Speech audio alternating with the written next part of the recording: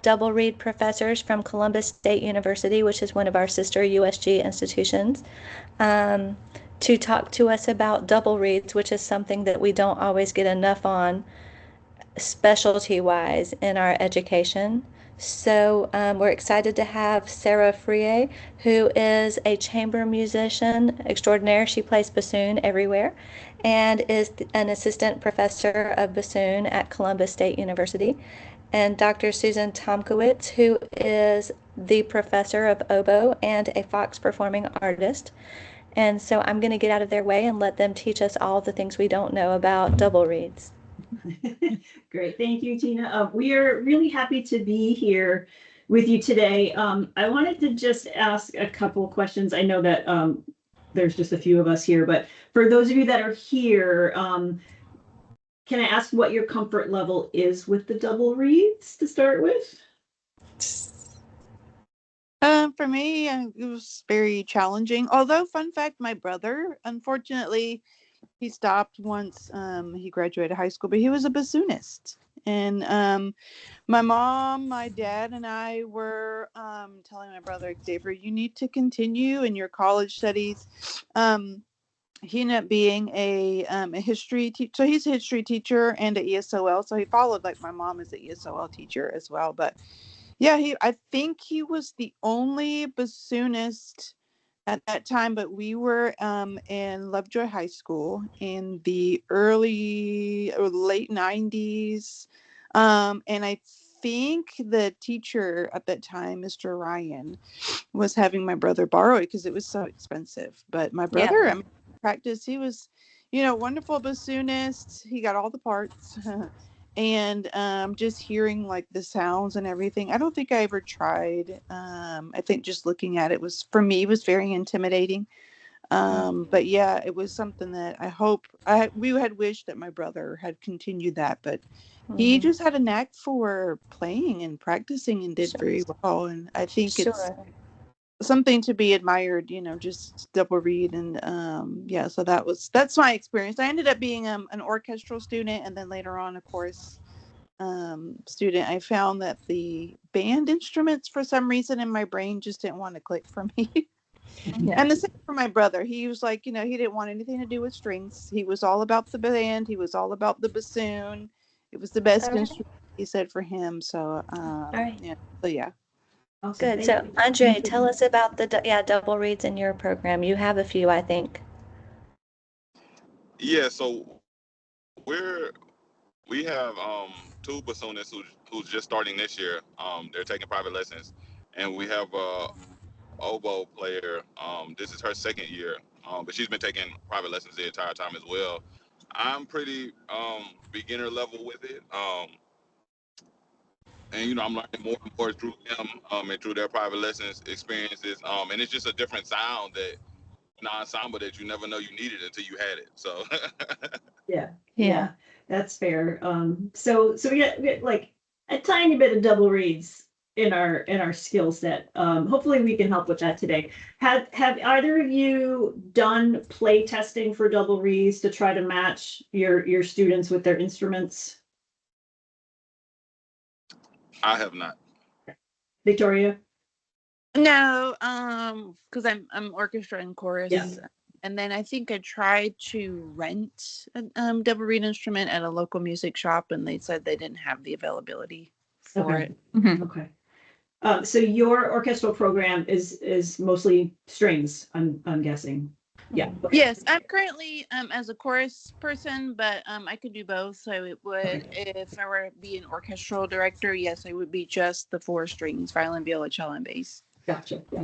So what Sarah and I plan to sort of focus on, at least to start with, and we can kind of see where this all takes us, is walking through some of the ways that you can do some play testing. So our hope is that we get you guys more comfortable assessing students to see if they're good matches for the double reeds. And then kind of show you some things to help you navigate that process to find those students that are going to be a good match. And then kind of we'll see where we are time-wise with that.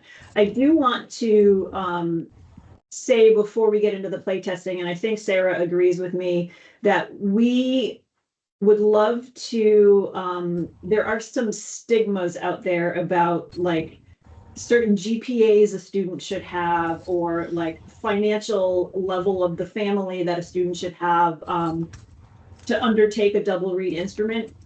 And we'd like to sort of break those stigmas down. So we sort of feel like you don't have to be a member of Mensa to be able to play a double reed instrument. And Um, anyone can learn to anyone play can a double double reed reed, instrument. yeah. Absolutely. And also, the financial obligation, the only thing that maybe we can offer there is just making sure that the parents understand that reed supply has to be sort of a continuous thing. So you don't buy the instrument and you don't buy a reed. It's like, we're usually recommending that those students have 3 good functional reeds at all times.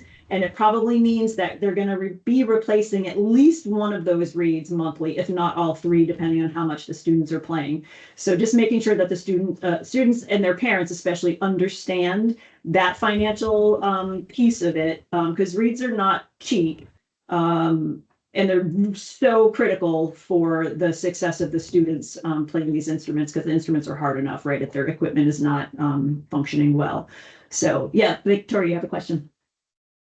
Yes, and I think that's important, especially in my previous orchestra lessons, is trying to inform. And I think I did this when the student would come to me for lessons, and I think it's helpful as educators, even for band directors, is to right off the bat be very upfront and direct with the parent and say, yes, just because you have the instrument doesn't mean that the cost stops there. It continues, whether it's accessories, whether it's an orchestra where you have to buy strings. Strings are going to break, the pegs are going to break, the bridge is going to break. You get rosin, you got, and for band, you've got to buy the reeds, you've got to buy the accessories, you've got to buy the valve oil, you've got to buy all these things. And then just kind of making sure, in a very respectful way, telling parents, this is an investment. You're investing, think of like a long-term investment. These are things that your children, they're going to need, kind of like going to, their core studies. They're going to need pencils. They're going to need paper. They're going to need crayons. And I think just maybe as educators kind of facilitating that piece, the accessories, in a way to where it is comparable to student going to a core class, then maybe the parent will say, okay, yeah, it's the same, even though it's music, but it's the same type of mentality to where it is an investment. I'm investing in my child. I'm investing in their music education, just like I'm investing in their math. They need a calculator and all that stuff. And I think for educators, when you're up front right from the beginning, even the first week of school, I think it's less jarring and parents are willing to accept that piece of repurchasing the reeds or repurchasing what they need, instead of waiting till there's an issue and then the parents like, oh, I don't have the money for that, I didn't know that, I wish I knew that, and I think that would help. Sue, I have a question. As a single reed player, I tend to play test several reeds and I choose the ones I like the best and I ABC them and I rotate when I play. So then if A breaks, I can still play B and C and then I just replace A. Is that something y'all do as double reed players? Yeah, absolutely.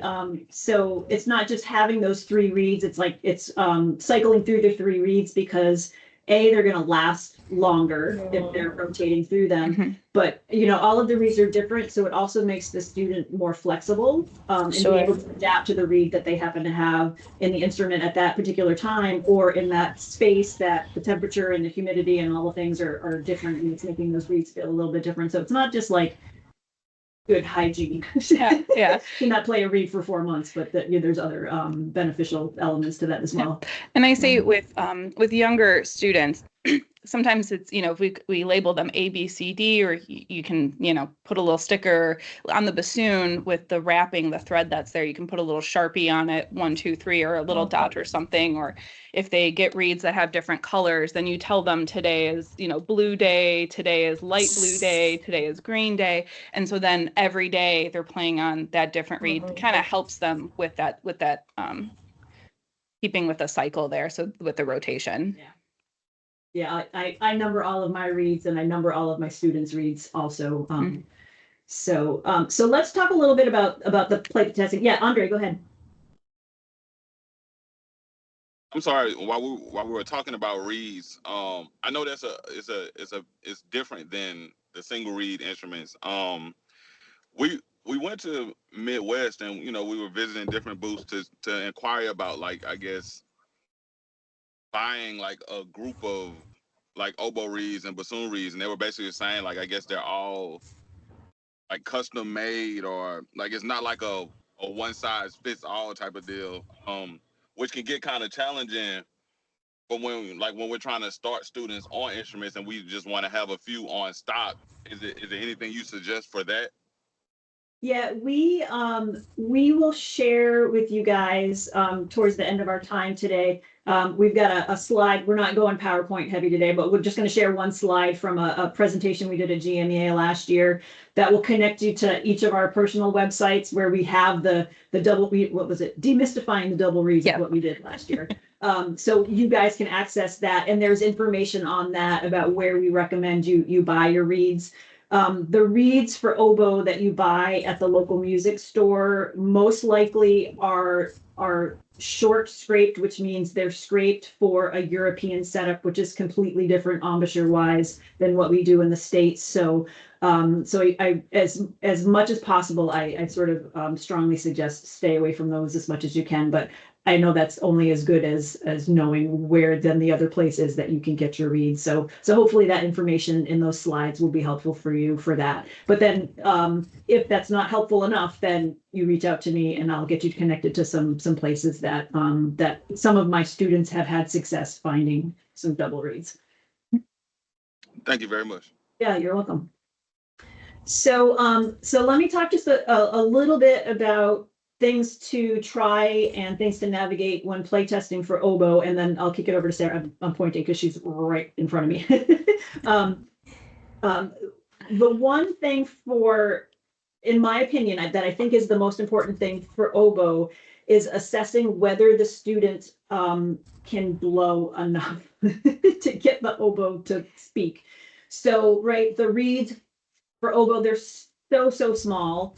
And the two reeds vibrating together are, of course, what make the noise, but it takes a really fast, very focused, directed airstream to get the reed to speak. So that's the first thing that I'm looking for. Like, can the student blow a healthy enough airstream to be able to get the reed to speak? So it's not like having your, I don't know, the spray that you can do on your brass mouthpieces, right, to go between students. So unfortunately, it's that kind of makes the process, I think, a little more complicated because you're going to have to sanitize the reed in between your students. The best thing that I know to use is isopropyl alcohol. But it's not a quick dump, right? You have to like let the reed kind of soak in it for probably a minute or so, and then kind of like swirl it in some water to get that alcohol out because it's not going to taste very good. The downside to that is once you do the soak, to just check the aperture. I don't know how well you can see my reed. You really can't. I understand that. But the longer a reed soaks in something, the more it's going to bloat up. So there's a good chance that after that reed soaks in the alcohol, the aperture of the reed itself is going to be pretty large. So you might have to carefully kind of massage the back part of the reed just a little bit to get that reed down, because having a super big aperture, that like no one's going to be able to make noise on that reed. So you just have to sort of check that the reed didn't blow up because we soaked it for a minute in the alcohol. But we do want to sanitize between the people that are putting their mouths on the reed, because I don't think we can afford to buy 40 different reeds for 40 people that might have come across the table. So the first thing that I do when we are making reeds, we do what is called crow. When we crow the reed, we put the embouchure all the way up to the thread. That's not how we play it, but this is how we listen for the different components in the sound of the crow to sort of assess what we're going to scrape next. So that is like literally putting the reed all the way to the thread and just blowing. So for me, that's easy because I've done it 12 million times in the last many years I've been playing the oboe. But for someone that's not done this before, you're gonna be like, and so you're gonna have to keep encouraging them, like, okay. and maybe do it with them, take a big breath and keep encouraging them to blow the air. So if they start to make some successful noise, it's not going to be a good noise, but it's going to be some noise. Then we're going to say, okay, great. Now let's think a little bit about your bottom lip. So your soft bottom lip over the sharp part of your teeth. And then you can show them like the dry part of the outer lip and then the wet part inside of the lip. I call that the wet dry line. So like place the reed on the wet dry line and then soft part of the lip is over the teeth. And then they say, okay, take a breath and then bring the top lip down and see if they can blow. So there might be some finagling there because sometimes the teeth are too closed, even if the outside is doing what it needs to do. So a quick trick for them to get the teeth open is like just turn the reed sideways and then put the reed back, but keep that space between the teeth. I call it the tooth check. Even my college students are doing the tooth check. So I try to just make it 3 to 4 easy steps like, okay, bottom lip, wet dry line, breathe in, set the lip, blow, breathe and blow. So lower lip, wet dry line, breathe, blow, go. So if they're successful there, then we take the instrument. And so I'm not going to show them how to put the instrument together. I might not even let them put the reed in the instrument. I might just do it for them because we're probably trying to cycle through kids pretty quickly. So we're going to put the reed in, and then I'm going to guide them to their fingers on the instrument. So I'm going to show them like, okay, right thumb is going to come under the thumb rest. We're going to rest this left thumb here. Even though they may not play the instrument, I want to encourage good habits right here, like right the first time they're going to put their hand on the instrument. So I'm not going to say, go ahead and put down 1 and 1. What I'm going to do is say, let's put down 3 and 3, and then 2 and 2, 1 and 1. Because when we orient kids to 1 and 1 on oboe, this is how they tend to play. So they tend to have their wrists angled up, and we need those wrists, really the hands, to kind of be perpendicular to the bore of the instrument. So I'm going to say, bring things to 3 and 3, and then we're going to set those other fingers down. But then I'm going to have them take away their right fingers. And I just want them to play G, 1, 2, 3 on the left hand. So when we then come back here, I want to remind them, okay, let's carefully, bottom lip, wet, dry, like they're going to have to search for it, right? Because spatially, this is weird. Breathe and blow. And hopefully they make sound. If the sound isn't coming out, then maybe the tooth check again. But if they can make the crow noise, then they should be able to make noise with sort of a pseudo embouchure, and then that transfers into the reed going into the instrument, and then being able to make some noise there. So it's a very like super quick process. Crow, embouchure-ish on the reed in the oboe, set them to 3 and 3, see if they can play a G. If they're doing great, then like have them like learn Hot Cross Buns and Mary Had a Little Lamb, like whatever you call the song. It was Mary Had a Little Lamb up in the Northeast when I learned an instrument. So that's sort of the quick and easy way, I think, to sort of assess a student very quickly to see if like, yep, they're going to be able to do the thing because they've got a healthy enough airstream. It's all about the air. Good. Any questions that we can triage real quick on that before I hand it over to Sarah? Oh, go ahead, Victoria. I do remember from when I was doing the instrumental studies class with Dr. Holmes Davis about the different embouchures, and I forgot his name. One of the professors, he has glasses, plays the saxophone. Dr. Allen. Or, yes, Dr. Allen. I think he was discussing like different embouchures. Now, is there, like, if a student really wants to play the oboe or the bassoon and they can make the crow sound on the reed, is there any physical, as far as like the structure of the mouth and the lips or anything, that would deter students from playing those instruments? The only thing that I would say for oboe, and it's pretty rare, I think, in general, but if someone has an underbite, then that can make it a little more difficult. Not impossible, but like it's more common for us to be set up like just in our anatomies, I think, to have the overbite, the upper teeth. So if the student has an underbite, you just have to sort of assess that there can be enough space that intonation wise, they're not always going to be sort of sharp and shallow, I think. That's a good question. As it relates to bassoon, and I'll get to the play testing here in a second, but to kind of answer this question from the bassoon, I think the majority of the American public does have an overbite, and an underbite would not preclude like someone from playing bassoon, because we actually want to go more towards an equalized bite. But if there's a natural overbite or a little bit of an underbite, that can be okay. But we're really trying to find equalize pressure. So when we have a natural overbite, if this is my top lip and my thumb is my bottom lip, if we're putting pressure points in two different places, now the reed is vibrating unequally on both sides. So we really want the teeth more equalized. So that's an approach.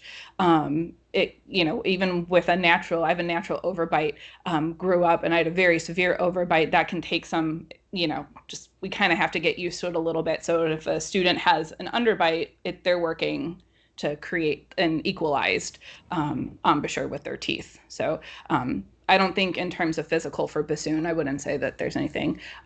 Perhaps if a student is tongue-tied, if, when they were a child and they were born and that wasn't medically, there wasn't a surgical procedure to remove the tie from the tongue, that might cause a little bit of difficulty with articulation, but it is something that we can work past. Each student is an individual, so we would work with each student with how they are physically in order to find success in the instrumental concept. Thank you. Yeah. Anything else for oboe? No, go. Okay, Go great.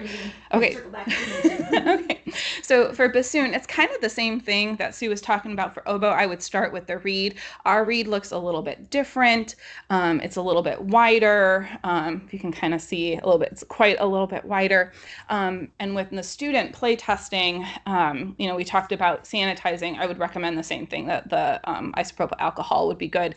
And if you're there with your table, it might be good maybe to have 2 or 3 different reeds. So while one is being sanitized, you can move on to the next one that already has been sanitized. But yeah, I think 40 reeds is probably a little bit too much. 2 or 3 might help the line kind of go through a little bit. And for the reed, we would also want to do a crow. And I would advise the student to hold, we have the wrapping, which is our colored portion. Mine happens to be thread. Some reeds are maybe with hot glue, or some maybe have shrink wrap, but always want to be touching where the wrapping portion is. And so the bassoon embouchure is quite a bit different than the oboe embouchure. There is no rolling of the lips over any portion of the teeth. We want to say ooh. So if you say ooh, and you just kind of insert the reed into that ooh shape, and if there's a little roll, that's okay, but we don't want to kind of force a roll. Think of, when you pretend grandma, grandpa, and you pretend like you have dentures, or, your dentures are out. That we want to avoid. So we would just say, I've been teaching bassoon wrong all this time. Sorry. Well, there are a variety of embouchures. The pedagogy is ever evolving, and so this, I think, is the best way to help our students get the best sound production as they develop as bassoonists. So advise them to hold kind of here where the wires are. They don't need to know the anatomy of the reed, so we can just call it the wires, and just ask them to to go in probably about halfway through, and you can kind of help them gauge this a little bit. And just with that ooh, have them blow air similar to the oboe. And we want to hear that. We don't want to hear a single pitch. We want to hear kind of a multitude of things for the crow. I will recommend that students be seated when they do this. Sue, I don't know if you recommend that as well, knowing that it's going to take a lot of air. Some students might get dizzy, and they haven't maybe used this type of air before. I know when my students learn really high notes, or even when I was learning really high notes, we would often get very dizzy. So I think seated is a good way to do the play test. So we would want to hear that crow.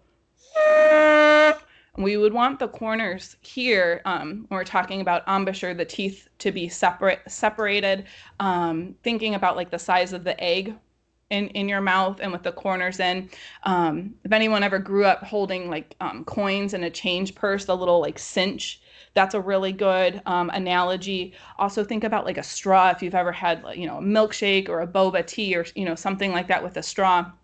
If we engage the teeth, we're ultimately shutting the reed down, and now we have no way of getting air through, the same way as if you were drinking out of a straw, you couldn't get the beverage that you had just purchased. So we want to keep the teeth away from the reed and kind of keep the oral cavity a little bit open. So after you've done the crow, we get the student kind of blowing air.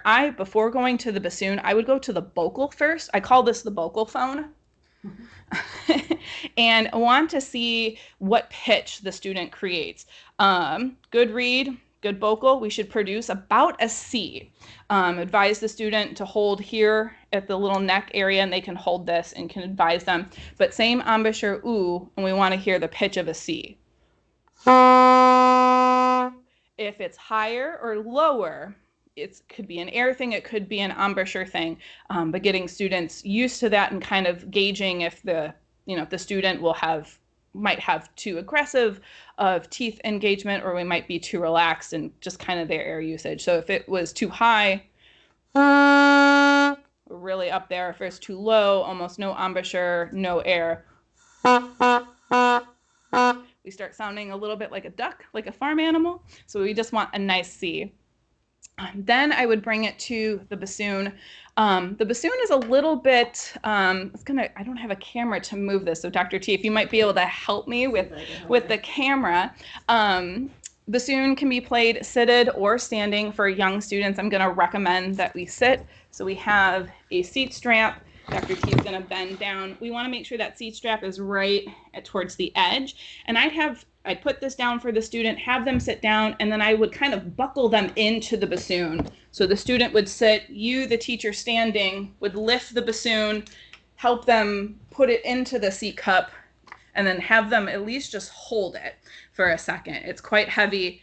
And a little bit unwieldy, the way that it kind of makes this weird triangle angle thing over our body. So we want to make sure that we're protecting the bassoon and the student kind of gets seated into it.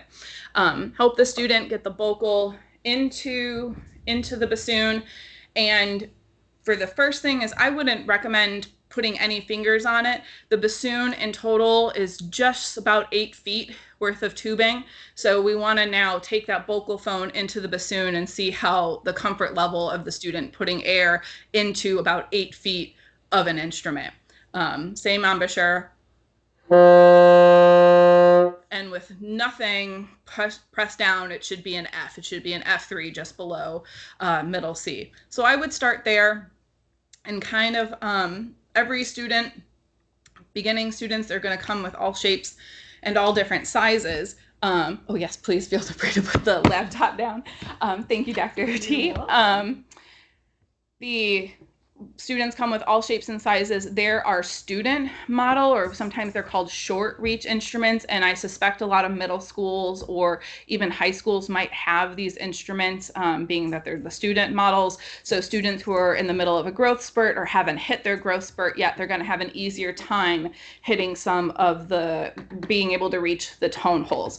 But I would probably start with 1, 2, 3 C, very similar to a G on an oboe or a G on the flute, to at least set up the first hand, and then the right hand at least kind of, you can see it, just kind of hang out down here. But the lower we get through the instrument, the more difficult it is if the student, while we're play testing. So I would play test with a 1, 2, 3 C.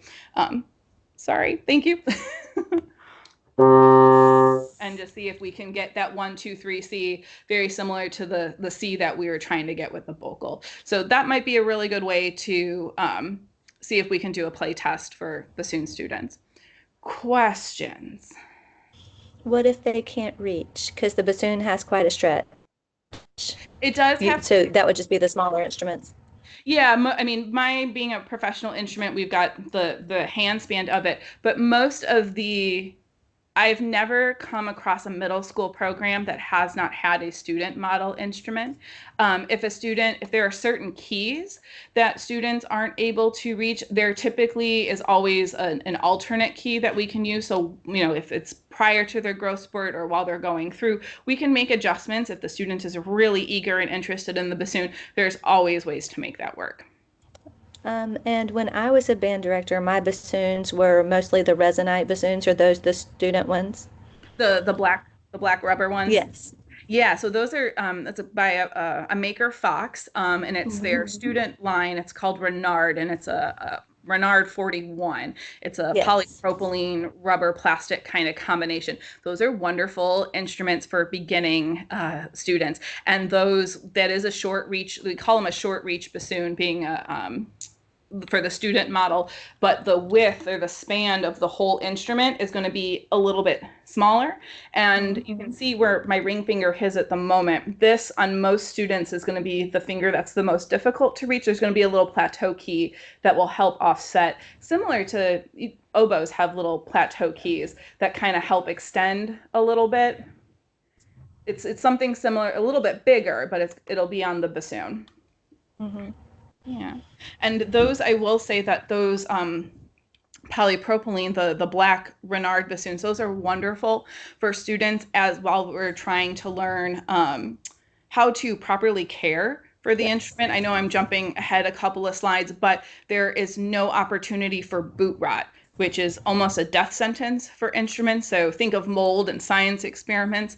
If water gets in the wrong places of the bassoon, i.e. this side of the boot, if this is the front that faces the audience, this side of the bassoon, it's basically a death sentence for the bassoon, and it starts to decay just like a log in the forest that has had too much water. If I could just sort of echo a couple things that Sarah mentioned, Fox also has the Renard version of the oboe. They've got, I think it's the 330 and then the 333. Weirdly, the 333 is a lower model, doesn't have the same key work. The 330 has the low B flat and the left F here on the left hand, so the left F and the low B flat, and the 333 I think doesn't have those, which is natural progression of the key work. So those are, I recommend always those Fox instruments, not just because I'm a Fox artist, but because they're sort of they're good instruments, and they're pretty resilient, like not indestructible, but not dealing with wood and cracking and issues like that. And then Sarah, when she also talked about the embouchure, which for oboe, I don't recommend the grandpa denture lips for oboe too, which is super common. We've got the Metropolitan Youth Symphony Orchestra here today, and we worked with their students in the hour and a half before visiting with you guys. And there were 7 students, and almost all of them just like, hey, can you get your lips out of your face just a little bit? So that she's talking about for bassoon works beautifully for oboe too. Like, we need the cushion of the lips to cradle the reed to allow the reed to vibrate. Like, that's the job of the reed, is to vibrate. So if we're like doing something funky with the lips and or the teeth, then the reed can't do its poor little job. Yeah. Its only goal is to vibrate. Yes. I will say, if you want like a little pedagogical like history or sorts like of the bassoon, that grandpa embouchure, that was, I think, that was the practice, that was the pedagogy, I think, at least until the 70s or the 80s. So for decades that's what it is. So it's, when I see it, I'm not shocked by it, but I think there's better ways. I actually have a student in the studio who's suffering with an injury because of overbiting. And when you roll the teeth, when you roll the in, you're encouraging the teeth engagement. Your teeth start to dig in, and you start getting a little line up here, and so you're breaking the skin. Student starts tasting metallic, and it's raw, and it's very painful. So it's about health as well as anything, like sound production. Just want to make sure we're taking care of ourselves and we're not biting ourselves or injuring ourselves. So. Yeah, for oboe, that sort of a setup, like, that's actually more of a European style of playing, where they do heavily roll the lips all the way in, and they're much further down to the thread, where we are trying to be really far out on the tip. I have a student right now from Venezuela, and he came in with a European style, and we're fighting every week. I'm like, hey, let me see some lips. And he's just like, ooh. And he just walks around going, ooh, ooh. I'm just like, if you could just do that all the time, that would be great. Yeah. Not yet. We're getting there. I used when I was playing a lot, obviously since the stroke, I don't play as much, but I used Easy O on my bottom teeth because, we do roll with clarinet and saxophone, and we get that indentation. But I used Easy O, which is a denture pad, but I would cut it into pieces and put it over my teeth to avoid injury. So Our single reed friends. Yeah, and sometimes it's unavoidable. Overplaying. I said yes to too many rehearsals and concerts and things like that. Florist tape, I have found I've used florist tape before. I haven't heard of florist tape. Yeah, but it's just being waterproof but what nowadays when it comes to that, it's like, okay, I need to take a rest, and rests are equally as healthy as the practicing. So it's like, okay. Yes. So my one student that happens to be injured, I was like, okay, we're taking it easy. You're taking this weekend off. We need this to heal. Yeah. That's a wonderful thing from a teacher, because most of the time our private lessons teachers are pushing harder and harder and harder. And it's important to learn that, yeah, there is that point at which pushing's not going to do anything positive. And we start getting those diminishing returns. Absolutely. Yeah. My first clarinet teacher studied at Juilliard, and she actually severed the muscle in her face and her bottom lip. And even now, I don't know how many years later, but several decades, she can't play 7 days a week. She has to take at least 1 or 2 days off a week. And for a while, as her, after the surgeries to fix her face, she was a violist because she couldn't play, and put any pressure like that at all as a Juilliard trained clarinet player. Yeah. So, I mean, it's performance injuries happen. Yep. And that it's our job as teachers to try to encourage good habits and steer the students away from those dark places. Yeah. Outstanding. I love that. Other questions that we can't get into all the nitty gritty today, but like Andre and Victoria and Tina, things that we can touch on here in our time. Any burning question that you might have? I have a few. Does the embouchure change over time for both instruments, or is it kind of, like pause, kind of like violinist fingers? Once the student gets used to it, then they start refining. Is that the same thing with embouchure for bassoon and oboe? And then, if so, if it's the same or if it's different, how does one navigate like any changes as they get older, maybe progressing from like middle school through college into adulthood? Navigating changes, I would say very carefully is how we do that. No, ideally, we set the students up with that perfect, beautiful ooh embouchure on the perfect place of the reed, and like they stay there. The chances of that happening are pretty slim. Most students that come to me, even at the college level, like we've got some undoing of the embouchure and then rebuilding. Almost every single student that comes to me, it's always you got to blow more air. You're not blowing enough air into the instrument, and then we start to fix the embouchure issues. But that's where I go first. First, it's the air, because if the air is not doing its job, then the embouchure is going to be doing extra work and not complementing the air embouchure balance. A couple of tricks, actually. Let me show you one. So a super common thing for oboe is to play with too much reed in the embouchure. I have one student right now that plays with a beautiful amount of reed out. It's like the picture perfect embouchure. I just got to get her to open up her teeth a little bit. So if the student's instrument has tenon caps, you have to be super careful, and I would actually do this for them. The tenon caps that go over the end corks of each of the joints, you take the big one and you very carefully put it over the reed, and then you take the second one. The hole's a little smaller, so you gotta be super, super careful. If you have them play, my reed's totally dry, so I don't know if that's gonna play, but it forces them out to the tip of the reed, like my Venezuelan student. This week, I'm like, you got to put your tenon caps back on because his reed is all the way in the face. I'm like, hey, you've gone back to Europe. Let's stay in the United States. So the tenon cap, I call it tenon cap torture. This is a really good exercise for them. The other thing that I have them do is called reed roll exercises. So they just kind of make their embouchure the way they would be doing it if they had the reed on the instrument. And then they're going to hang on to the reed so it doesn't fly across the room, but the manipulation, the change of the pitch is supposed to come from here and not because we're pulling the reed out. So they start, should be about a C.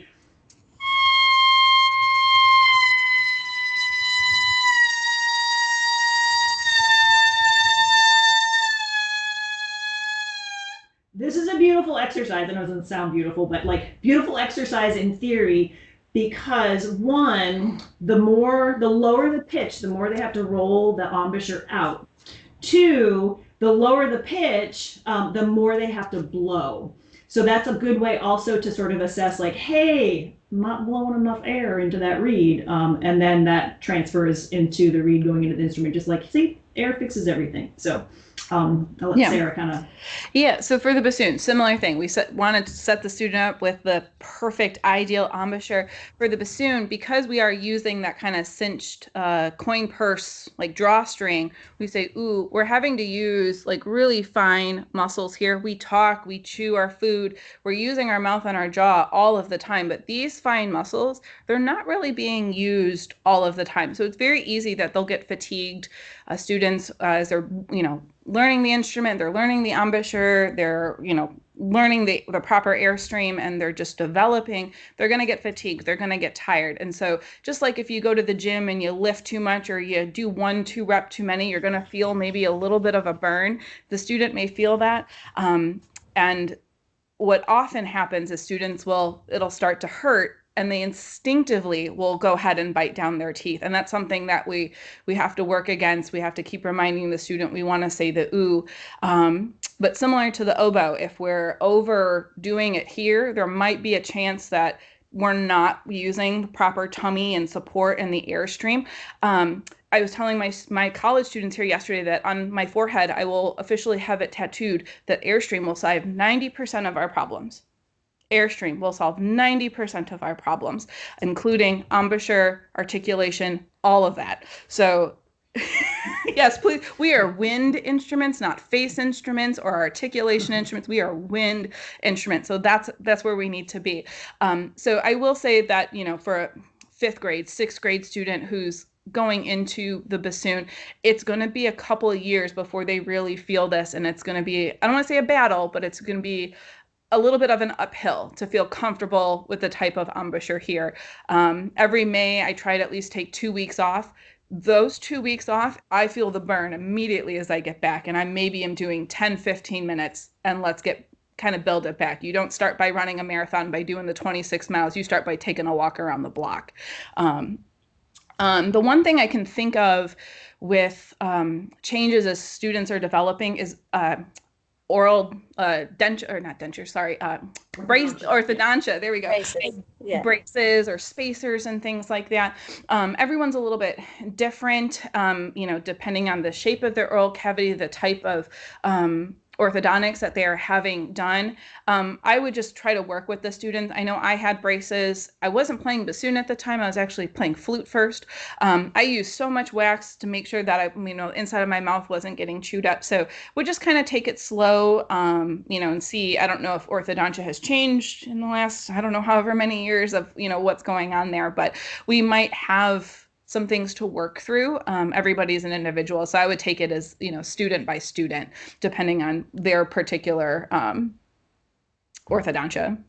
For oboe, orthodontia can actually be a godsend because they have to loosen up, right? Otherwise, the braces are going to start to chew up in their lips, and so they kind of have to loosen up and get a little more U-shaped. So not that we want the big changes, but it can actually benefit the student to have to deal with that.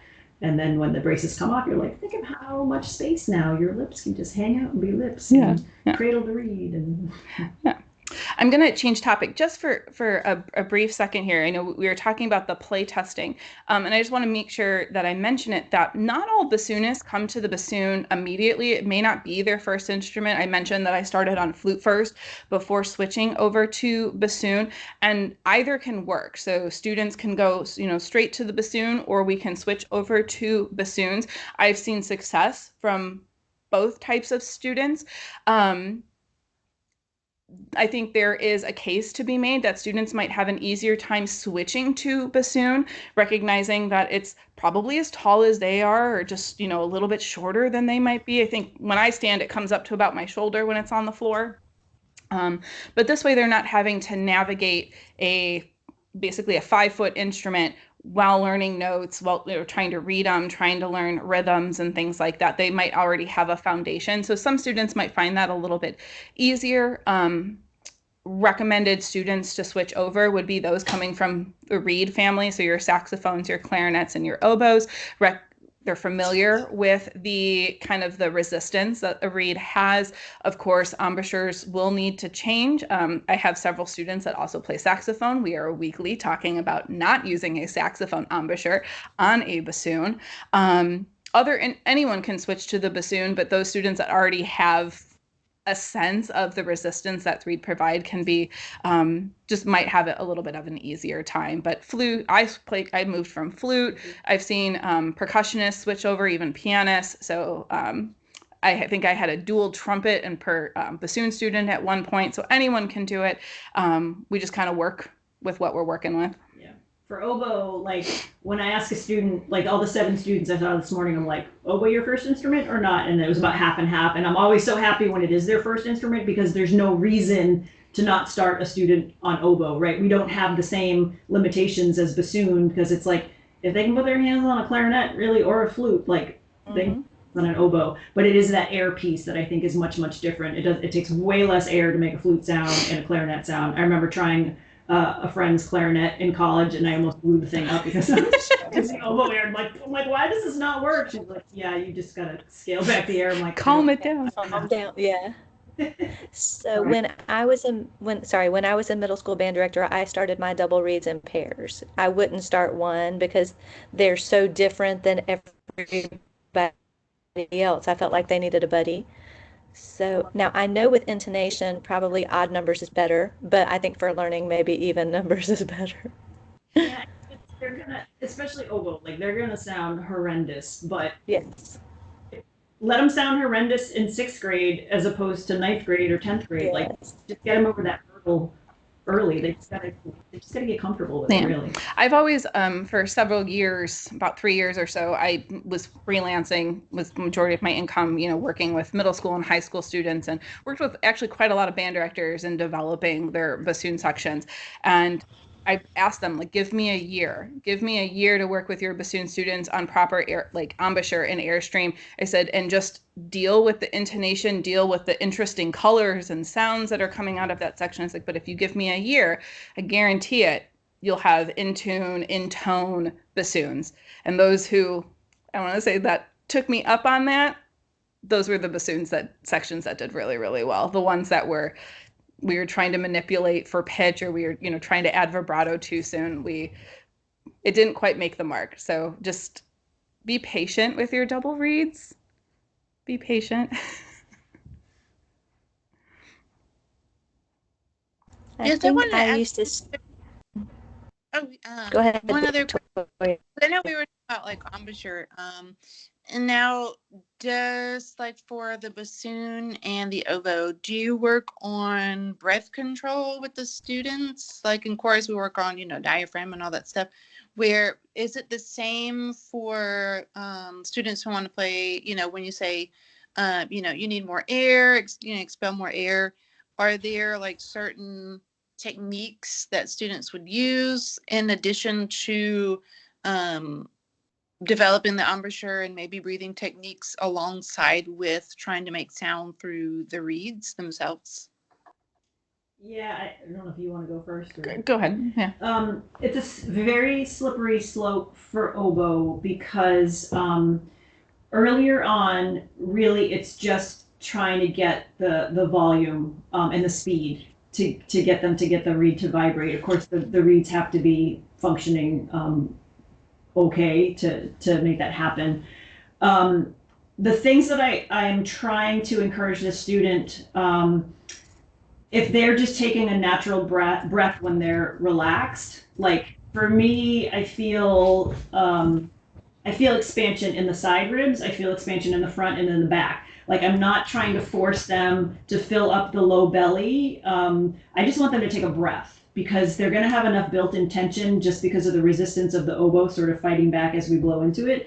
So I'd say just take a breath. Where do you feel it fill the body? And if they need a little encouragement, like, this is always a good trick, like, just kind of hold your sides, take a deep breath, and hopefully they start to feel some movement other than like the upper chest. So we want to encourage them to keep the shoulders relaxed. You see a lot of students on any instrument going, and then you're like, oh, that's great. so for oboe, the early stages is just getting the air to get into the instrument, to get it to function. As they get older, we start to talk about refining the airstream. So it's not just a giant wave. We have to actually funnel the wave into a small column to get into the tiny, tiny little opening of the reed. So that's a different conversation. And then I do a lot with like equating how they feel in the oboe to how they feel when they're singing. That's how I approach vibrato. That's going to be a topic for a completely different day. But just trying to make sure that they're keeping everything relaxed, because the nature of the oboist is to be tight and tense, because the oboe has that back pressure that makes us kind of be tight and tense. So we're trying to eliminate as much of that as possible. There's going to be some that's unavoidable, but like as much as a relaxed kind of stance as we can get them to feel, I think is best practice. Yeah, I would agree. Same thing with the bassoon.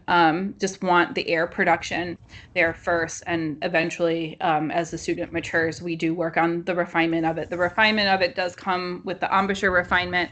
For the bassoon, we definitely want a diaphragmatic breath, breathing real low. I use the analogy of like breathe below your chair, so they really feel that it's going down kind of like past the seat of the chair. Diaphragmatic breathing may not always come very natural, that's we're breathing that low. So I always recommend for students actually to try laying on the floor. Sue was talking about getting the shoulders sometimes raised. When you're laying on the floor, that's a little bit more of a challenge for the shoulders to raise, and it kind of gets them back to that innate stomach breathing and like where the air is actually going down. So I do recommend to my students that they lay on the floor a few times a week and just kind of make sure they're breathing, and then that is assimilated when we get back to sitting. I'm sorry, I lost my train of thought there for like just a second. I'm sorry, my brain has completely decided to stop. So as soon as that comes back, we will come back. Oh, I'm sorry. Yes. So the shoulder raising. So on the bassoon, there is an oboe. There is no such thing as push in or pull out for like intonation the way that there is on a clarinet or a flute or a saxophone or even, brass instruments. Everything that we do physically and with the reed, and of course adjustments of the instrument, that's our tone, that's our intonation. So even the raising of the shoulders, or if we're physically tensed or, we're slouching in, the way that we are physically will be heard in the sound. So keeping those shoulders all nice and low, even if we're tense with our hands, everything is heard. It's magnified through the sound. But yeah, initially when they're, beginning within the first couple of years, we want the airstream. If we work on refinement, I think too soon, it's the balance of air and embouchure dynamics, all of that, it kind of clouds things a little bit and we lose a really strong foundation. So airstream first. Tina, I know we're out of time. Can you allow us to share so we can kind of pop that one slide with the QR codes for connecting? Yes, absolutely. You should be able to do it. Who can find it first, me or Sarah? Mine is right beside my leave button. I have the top, and I don't have the permission. Yeah, it says only organizers and presenters can share. Yeah, that's always a struggle with Teams. Worst case, if you'll send me the slide, I'll get my mass comm student to put it in the video, and I'll send it out to the people who are here. Okay, sounds good. Any last quick questions before we jump offline here? This has been really great. I really appreciate you all for setting this up, Dr. HD, and for the both of you giving us all this knowledge. Double reeds is, I'm a brass player, I'm a euphonium player, so woodwinds in general was very scary for me, but I was able to tackle that. But then now you get to double reeds and it's like oboe, bassoon. So it's very intimidating, but you all definitely laid it out in a way that's easy to understand.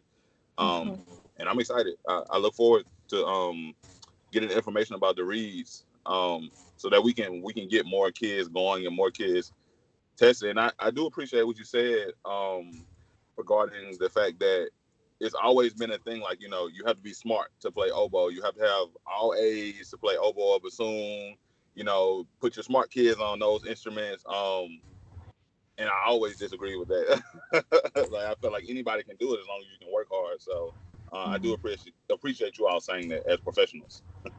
Yeah. Thank you for saying that. Yeah, thank you. I did have a couple just kind of short questions because I'm so new to the reed world. One, the threads, like the colors, do they are they is there like a significance of like a brand or like a professional versus a student thread or? Well, there are some brands that do like that's their signature color. If you've ever heard of the brand Jones, I personally do not use that color in my box. So I have my box here. I don't have that color. It's a very royal red. That is synonymous with Jones. Like, we can see it kind of like at the other end of a conference hall. We can tell that that's a Jones reed. I believe Marlin Lesher for Martin Lesher, right? I thought it was Marlin. I'm sorry. Martin. Okay. The Lesher reeds, I think they're blue, and then emerald, I think, is green. Yeah. So there are, like, the companies that are making versus like a handmade reed by a double reed professional who might have their like an Etsy shop or just selling, from a personal website, but an actual like company, they might have a specific color that they like to use. I will say that Jones also now has purple. There's like an artist line. I think the bassoon artist version of it, I believe, is purple. But no, the colors are just because we like them pretty. Yeah. It's like the only fun part of reed making, in my opinion, is. Yeah. And then my last one is, are there any reed alternatives? Like, because I guess it's made out of like wood. I'm not really sure exactly what the reed material is, but has there been any like an alternative to, like, this is a reed, but it's a different type of material? Yeah, for oboe, I'm going to say not yet. I mean, for years and years and years, alongside with the Jones reed, they had the fiber cane reeds, and those were just god awful. What is the company that's making the Leger? Yeah, thank you. I hosted the International Double Reed Society conference here in 2016, so that's what, 8.5 years ago. And at that time, Leger was ready to premiere the American scrape version of the Leger reed, and they canceled because it wasn't ready yet. And I know that they sent some prototypes out for both oboe and English horn, but I know some people that have purchased one, but they're not. I don't think they've perfected the American scrape yet for oboe. So there's really, and the bummer is they're like $125 for a reed, and that's not free. So that's a lot. Yeah. Leger also has one for bassoon. I know several professionals who are playing on them in major symphonies, but that is not the only reed that's in their case. I know they still have, cane reeds as well. Professionally, it can be a really nice backup. They have done really great things over the last 8-9 years with the bassoon reed, that I do think it is a viable option. I know hearing the fact that one reed is $125 is a hard pill to swallow. And the issue is with, it might be the same with the oboe reed. There are no wires. So the bassoon reed has wires on it to help keep it all together. So if a student is accidentally biting and they're closing things down, we can reopen things up with the wires. With the Leger reed, there is no wire. So if it's completely shut down, goodbye to that reed, and here's another $125. Of course, there's an ongoing price for these too. I haven't priced out like a Jones reed in a while, but if you're doing, handmade professional reeds from a bassoonist or an oboist, anywhere between $20 to $50, like there's going to be a wide range of sorts. So it's, I guess kind of the balance of where you want to spend the money a little bit. And but there are additional options. Personally, I wouldn't have just the Leger reeds. I would want to have my options. Yeah, the other thing about the Leger reeds is you really can't scrape them or in adjustment either. So like they are what they are when you get them. So there's no sort of fine tuning even with oboe reeds. You don't have the wires to do that. So our saxophone colleague here, I believe, is a Leger artist. He uses them quite a bit. In speaking with Joe, he came to them, I think, during COVID, and has been using them quite a bit and seems to really like them. So I think the saxophone reeds, and I'm not sure about the clarinet. Yeah. I use, the soprano clarinet reeds are very bright to me. They're very good for American music. I wouldn't use it to play Debussy. But the low reeds, like I came to Leger for the contra reed, because the thing about playing like contra clarinet or any of those big reeds is by the time you get the cane worked in so that it vibrates the way you want it to, it's dead. So I used them for the low clarinets because it was a very, very good way to have a sustainable clarinet reed. And that's where I really find they're the best. But I do use them on my soprano clarinet whenever I'm playing band music. great. Well, thank you Yes. for having us. We were happy to be here, and maybe we can do another session at some point in this year for the next phase of all things. All right, and thank you. Yeah, thank you for being here. I'm going to get this ready and put it up in our archives, and I'll send you the link once it's ready. But and then we'll track that, and we'll get you back in here to look more deeply into each of the instruments.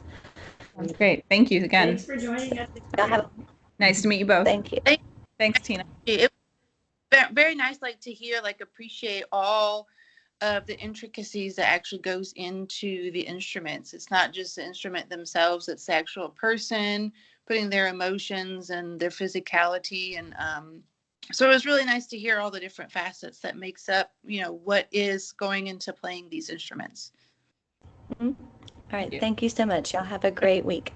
You too. Have a great